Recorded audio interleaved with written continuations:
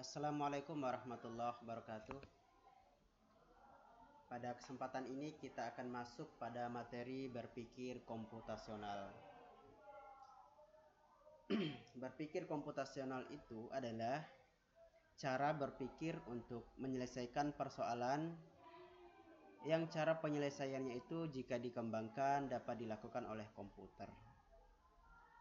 Berpikir komputasional sebuah pendekatan yang membuat persoalan kompleks dan rumit dapat diselesaikan dengan cara yang sederhana dan mudah.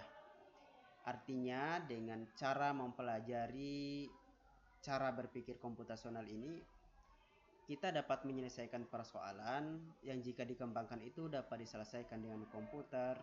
Kemudian pendekatan ini juga dapat membuat persoalan yang rumit, yang kompleks itu dapat diselesaikan dengan cara yang sederhana dan mudah.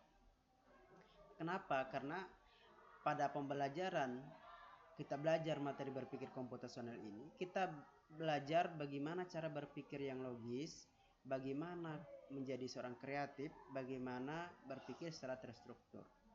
Nah, sehingga penyelesaian persoalan yang rumit sekalipun dapat diselesaikan dengan cara yang sederhana dan mudah.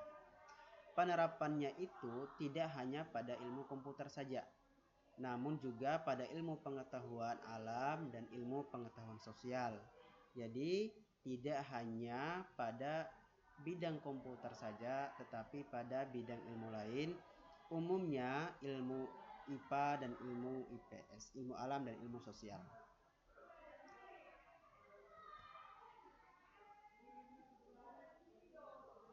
Nah, kemudian sebelumnya juga kita sudah pernah mempelajari 4 teknik kunci berpikir komputasional.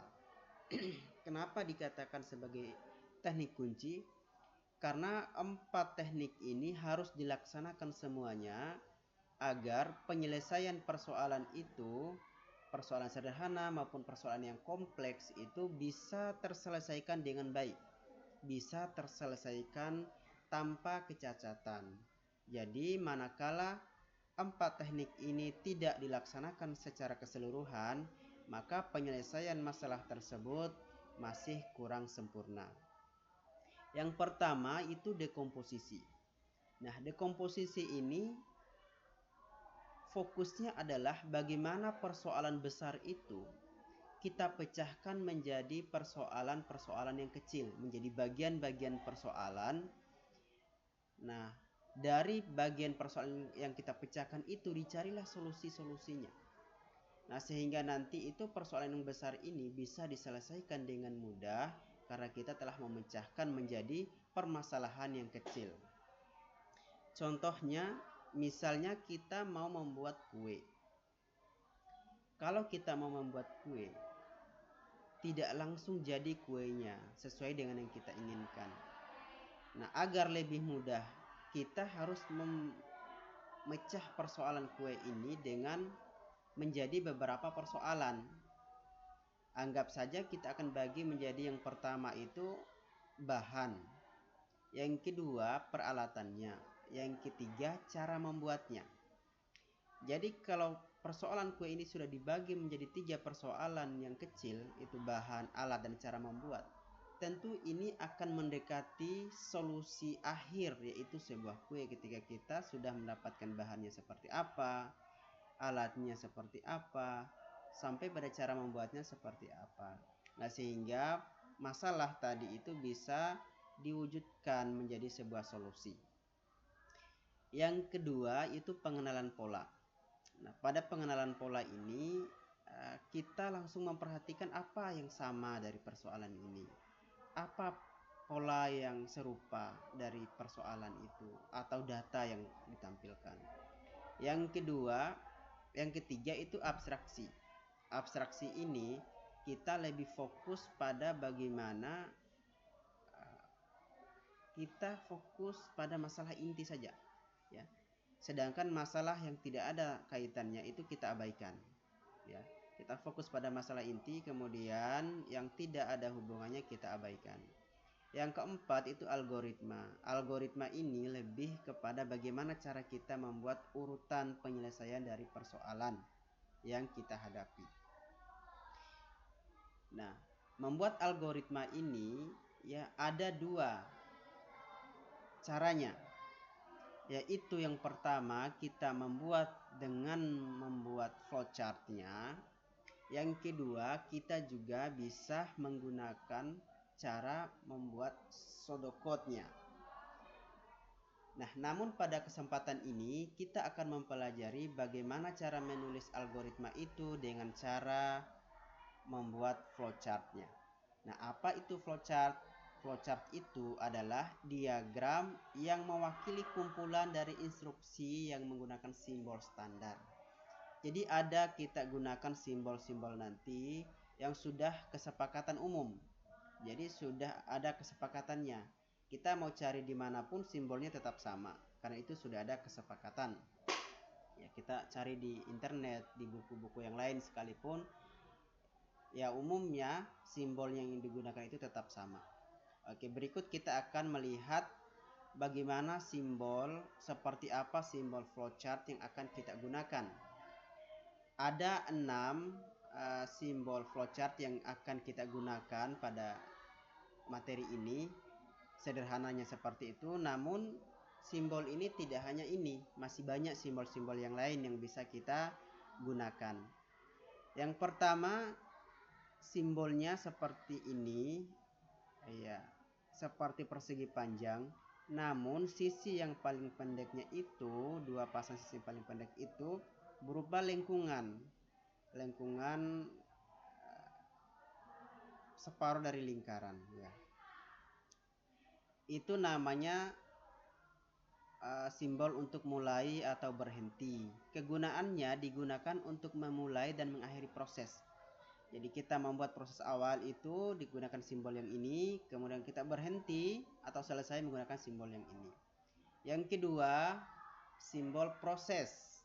Nah, ini persegi panjang. Nah, gunanya apa? Untuk menjalankan perintah. Yang ketiga, keputusan. Simbolnya ya seperti belah ketupat atau layang-layang. Jadi ini untuk membuat keputusan atau pilihan. Biasanya nanti putusannya ya atau tidak. Kalau ya, arahnya kemana? Kalau tidak, arahnya kemana? Kemudian yang keempat, simbolnya berupa jajar genjang. Ini berupa masukan atau input dan keluaran output. Kegunaannya apa? Untuk menerima input atau menampilkan output pada pengguna. Jadi letaknya biasanya sebelum dan sesudah simbol proses. Itu letaknya pada flowchart. Yang kelima itu simbol penghubung, itu berupa lingkaran. Ini kalau kita berpindah ke bagian lain di flowchart itu yang terputus ya. Yang keenam ada arah aliran, arah ke kanan, arah ke kiri, arah ke atas atau arah ke bawah. Ini jelas kegunaannya untuk menunjukkan arah aliran flowchart. Nah, berikutnya kita akan menampilkan contoh ya. Bagaimana kita membuat algoritmanya dan membuat flowchartnya. Nah, di sini contohnya adalah menghitung luas persegi panjang. Algoritmanya ada 3. Yang pertama, kita inputkan nilai panjangnya. Kemudian yang kedua, kita juga inputkan nilai lebarnya berapa. Algoritma yang kedua, kita akan memasukkan luas persegi panjang atau L sama dengan P dikali L. Yang ketiga, nilai L akan dicetak sebagai sebuah output ke dalam perangkat output.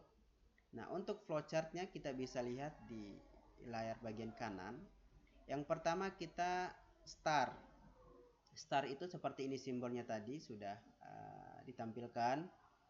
Kemudian anak panah ke bawah itu berupa prosesnya. Selanjutnya kemudian menggunakan simbol jajar genjang. Itu adalah untuk inputnya sesuai dengan simbol di atas tadi.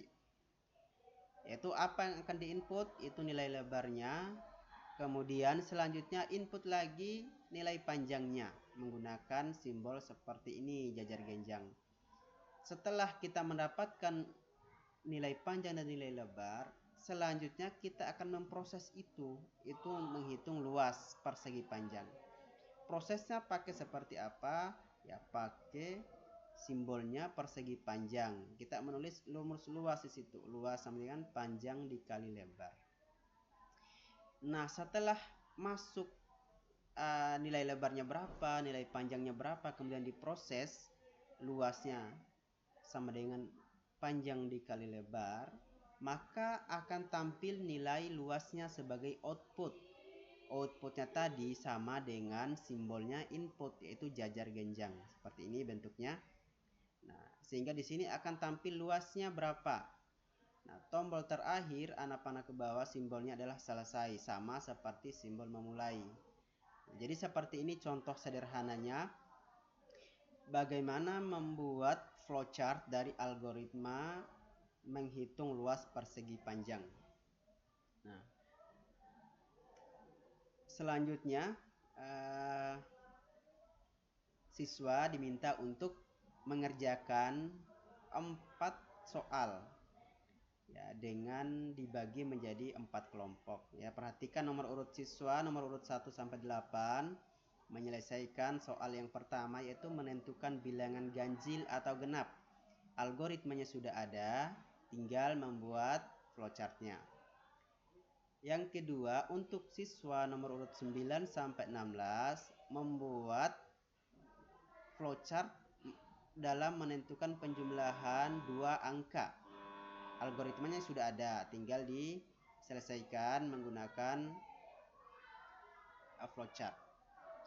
Yang ketiga, untuk siswa urut 17 sampai 24 jadi membuat flowchart dalam menghitung umur seseorang sesuai algoritmanya yang sudah ditampilkan seperti ini. Kemudian yang keempat, yang terakhir ya, diminta untuk siswa nomor urut 25 sampai 33 membuat flowchart dalam menghitung luas segitiga sesuai dengan algoritmanya yang kelihatan ini ya, yang ditampilkan. Nah, itu saja.